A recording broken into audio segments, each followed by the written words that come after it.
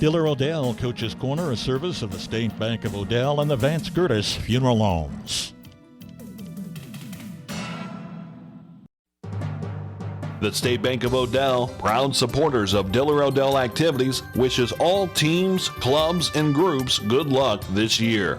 For all your banking needs, including internet and mobile banking, stop in or give them a call, 402-766-3720, or online at statebankofodell.com. That's the State Bank of Odell, member FDIC.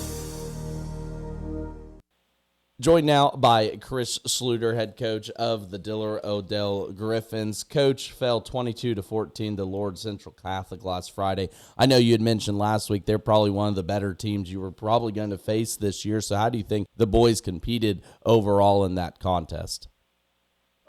We knew that having a 3 o'clock game that they were going to have to come off of a long bus ride and come out, in the heat of the day and play a game at 3 o'clock. So, we tried to prepare the guys for that mentality that if we can come out and get some things going early, that we were going to give ourselves a chance to compete really hard in the game. One of the things that we talked about all week was ball security. Not only, securing the ball when we have a possession, but keeping drives going and controlling the ball and time of possession. So we really tried to think about that in our play calling, and the things that we were doing offensively is just to keep the ball in our possession. And in that first drive, we came out and I think we took 4.5, 5 minutes off the clock to begin with, and it ended in a touchdown, which was the first opening drive touchdown that we've had this season. Whether we start with the ball or get the ball second. So that was big to come out and have that happen and get that lead. And I hope you felt that your boys took to what you were trying to do this week to heart and hopefully execute it to the best that they could have. Yeah, after some of the losses that we've had this season, we had a 8-point loss early in the season. We had just like a 12-point loss here recently, and then a 1-point loss the week before. We've suffered a lot of heartbreak, I feel like, and the boys could have closed up shop after losing to HTRS. In a last-second 1-point loss. But I told them after the game how proud of them I was because they could have done that. Mm-hmm. And they kept fighting for each other. They kept fighting for the coaches. And, one of the things that I told them before we walked out on the field is, there's a lot of people that take time out of their day to come watch these games and to help you do what you need to do throughout the week to be prepared for school and life and football that are proud of you and, go play for that pride. Go play for, all the things that we need to finish this season. And, I felt like they took that to heart and we did everything that we could to, have a big upset, but just like it has been, I feel like the last couple of years is we just end up kind of on the wrong side of these things.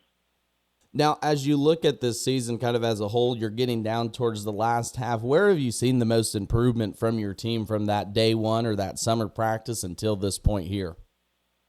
One thing we always talk about with this group, we have guys that get in the weight room. We have guys that understand the game of football. And we have a group that I feel like is fairly close, but they have gotten even closer over the year. So the one thing that I really challenged our guys with was leadership this year. So I think that that's one thing that I've seen huge improvement over the last 6 months or whatever we've been together as a team. Now coming up with BDS here this weekend, this Friday, what's going to be a key to pull out a victory here and kind of switch that momentum around for you guys? They're going to be a completely different football team than what we've kind of seen the last couple of weeks. They're going to be a big physical team.